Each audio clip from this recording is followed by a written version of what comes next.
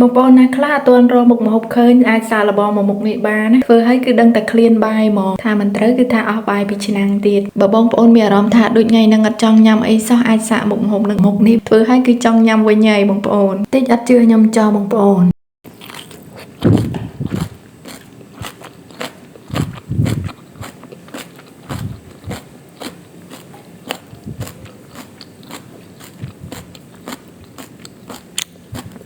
ហើយទាំងនេះគឺជាបន្លែសម្រាប់យកទៅញោមបងប្អូននិយាយពីថាពណ៌ឡើងចម្រុះស្អាតមែនតែនបើវីតាមីនវិញគឺគ្រប់គ្រឿងហ្មងហើយបើវិធីញោមវិញគឺថាងាយស្រួលអត់មានបាក់ទេត្បិតតែឃើញបន្លែអីច្រើនមែនប៉ុន្តែយូរទៅចិត្តបន្លែនឹងឯងជាដំបូងឡើយគឺខ្ញុំចិត្តស្ពៃក្តោបពណ៌ស្វាយនឹងវារៀងរឹងបន្តិចបងប្អូនត្រូវចិត្តវាយ៉ាងស្ដើងតិចក្បិតមុខពីប៉ុន្តែទាំងថើណាហើយបន្ទាប់មកគឺស្ពៃក្តោបពណ៌សហើយនឹងខ្ទឹមបារាំងគឺចិត្តវាដាក់ត្រាំចូលក្នុងទឹកតែមួយមកខ្ទឹមបារាំងបងប្អូនអត់ត្រាំក៏បានដែរប៉ុន្តែខ្ញុំអត់សូវចូលចិត្តហាងទេអញ្ចឹងត្រាំវាទៅខ្ទឹមបារាំងលេងសូវហាង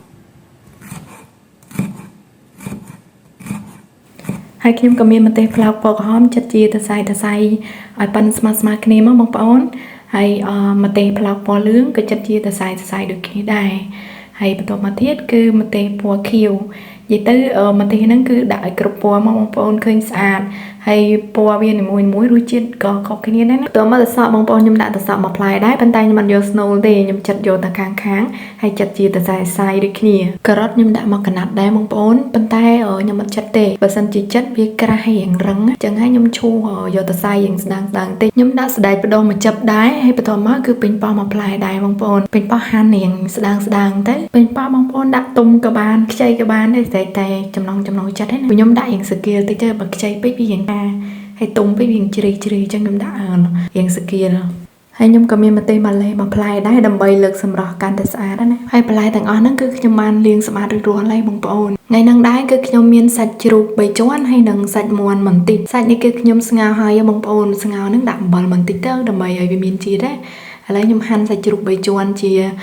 ចំណិតស្ដើងបន្ទាប់មកគឺដាក់ចូលក្នុងចានសាច់ហ្នឹងដដែលបងប្អូនចានសាច់ហ្នឹងគឺនៅសល់ទឹកស្ងោរហ្នឹងបន្តិចខ្ញុំអត់ចាក់ចោលទេព្រោះហ្នឹងវាមានជាតិណារួចហើយខ្ញុំបេះសាច់មាន់ម្ដងសាច់មាន់បេះជាសរសៃទូចមកពេលញ៉ាំទៅវាចូលជាមួយនឹងបន្លែបានច្រើនអញ្ចឹងណា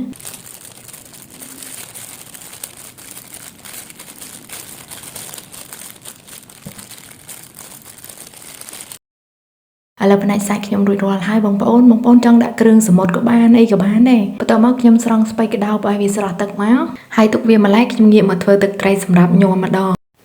ខ្ញុំដាក់ខ្ទឹម5កំពឹសទឹកត្រី3ស្លាបព្រាបាយស្ករស3ស្លាបព្រាបាយបងប្អូនចូលចិត្តផ្អែមឬជូរអីអាចថែមថយតាមហ្នឹងទឹកក្រូចឆ្មាឬក៏ទឹកខ្មេះហ្នឹងខ្ញុំលាយគ្នា3ស្លាបព្រាបាយម្ទេសដាក់តែមកកណាត់ទេបងប្អូនឯងអត់សូវចេះហឹលបងប្អូនហឹលគឺដាក់ឲ្យច្រើនទៅបន្ទាប់មកខ្ញុំយកទៅកិនបងប្អូនបុកក៏បានដែរដោយសារតែខ្ញុំអត់មានត្បាល់វាបែកបាត់អីចឹងហើយក៏ក្លុកទៅបន្ទាប់មកគឺចាក់ចូលទៅក្នុងចានសាច់ណាបងប្អូនបន្តែខ្ញុំភ្លេចថតបាត់តែលេងហ្នឹងចាក់ចូលចានសាច់ហើយច្បល់វាឲ្យសព្វជាមួយនឹងសាច់តិចចាំចាក់ចូលក្នុងបន្លែហើយច្បល់វាឲ្យសព្វចូលជាតិគ្នាទៅបងប្អូនបាច់ច្បល់ខ្លាំងពេកទេនាំវល់បន្លែ